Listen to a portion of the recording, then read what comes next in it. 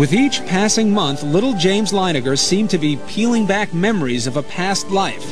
Ooh, plane. Vivid memories that scared and astonished his parents. Bruce had always said, "What kind of plane did you fly?" And he said, "A Corsair." Yeah. He said a Corsair? He said the word Corsair. Yeah.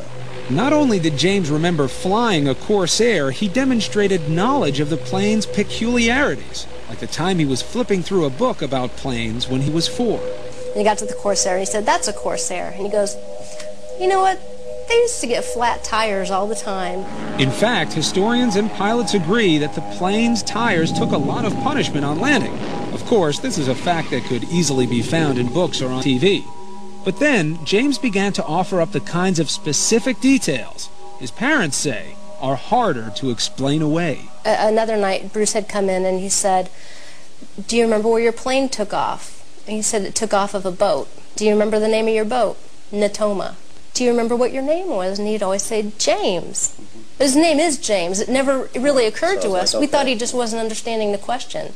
So I said, "Do you remember any friends or anyone else that you flew with?" And he said, Jack Larson.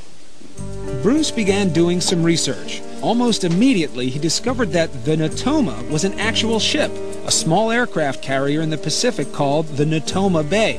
And Jack Larson, the Navy buddy little James recalled?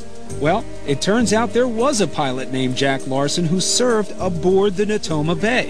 In fact, he's alive and well and living in Arkansas. And it was like, holy mackerel. I mean, really, you could have poured my brains out of my ears. And I just couldn't believe it. And there were more clues. Around this time, James began signing crayon drawings and other artwork, James 3. One day I asked him why he's calling himself James 3. Well, it's because I'm the third James. And every once in a while you ask him that today, and he'll still say the same thing. And one day, while leafing through a new book about the Battle of Iwo Jima, Bruce turned to an aerial photo of the Pacific Island. James was seated nearby. He pointed to it and he goes, "Daddy, that's where my airplane was shot down." And I said, "What?" He said, "That's my airplane got shot down there, Daddy." And I just went blank. I couldn't say anything. By then, Bruce had become a man possessed, searching the internet, combing through military records, and interviewing men who served aboard the Natoma Bay. Finally, a breakthrough. He learned that there was just one pilot from the squadron killed at Iwo Jima. That pilot, James M. Houston, Jr. Is this why little James was calling himself James 3? It just crystallized in my mind. This has to be who we're talking about. You know, my meter of skepticism was starting to go over toward belief.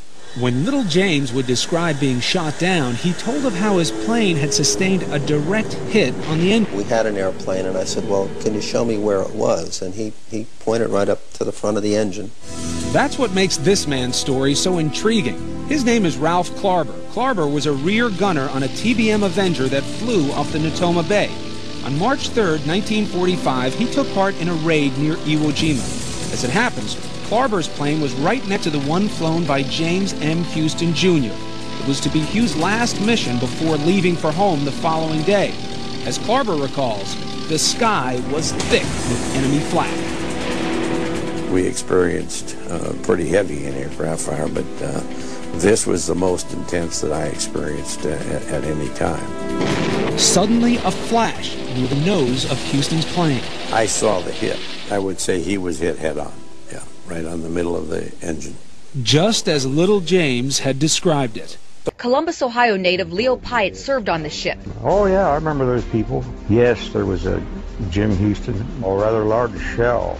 Just hit him in the engine, and it burst into flames and went down. It was all real. James Houston, born and raised in the Midwest, was shot down over Chichi-jima, Japan. The Leiningers were speechless again when James met Natoma Bay veterans and recognized them by name. "You're Bob Greenwald."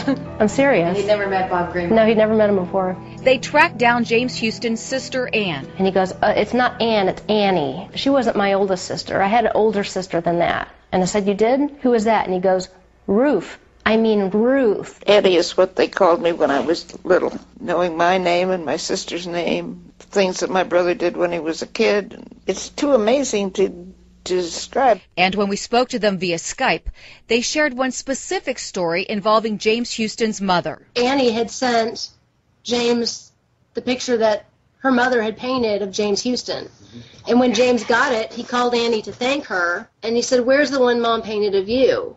And so she went and found it and sent a copy, and later on she told us that no one in the world except her brother and sister knew that there was an identical picture of Annie when she was the same age. What do you believe now about your son James? I believe that he had a past life.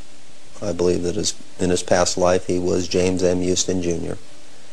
And he came back because he wasn't finished with something. And that's essentially what I believe. Dear Bruce and Andrea, And he's not the only one. all of this is still overwhelming. I can only imagine how it has affected you, but I believe, with my love to you, Anne. The child was so convincing and coming up with all these things that there's no way in the world he could know, unless there is a spiritual thing.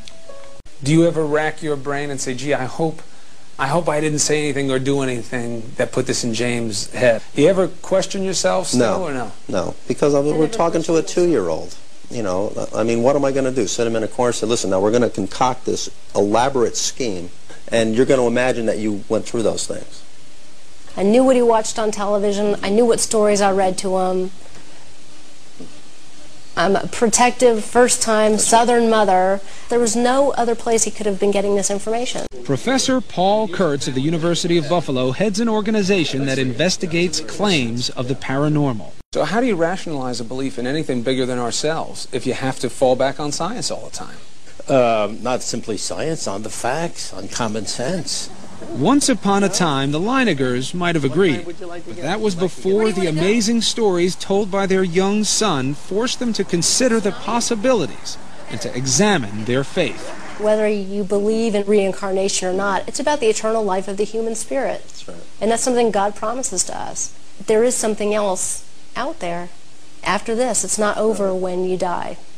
James's vivid recollections are starting to fade as he gets older, but among his prized possessions are 2 gifts sent to him by pilot James Houston's sister: a bust of George Washington and a model of a Corsair aircraft. They were among the personal effects of James Houston, sent home after the war. Do you feel differently about James? Has this changed your relationship with him? No. We have always felt that he's a special little boy because he's our son. He appears to have experienced something that I don't think is unique, but the way it's been revealed is quite astounding. It doesn't change how we think. I don't look at him and say, that's not my son, that's someone else. That's my boy. Good one. It might be a natural assumption that it's just Buddhists and Hindus who believe in reincarnation, but would it surprise you to know that 1 out of every 4 Americans, Christians and Jewish alike, believe that souls do return again in different bodies?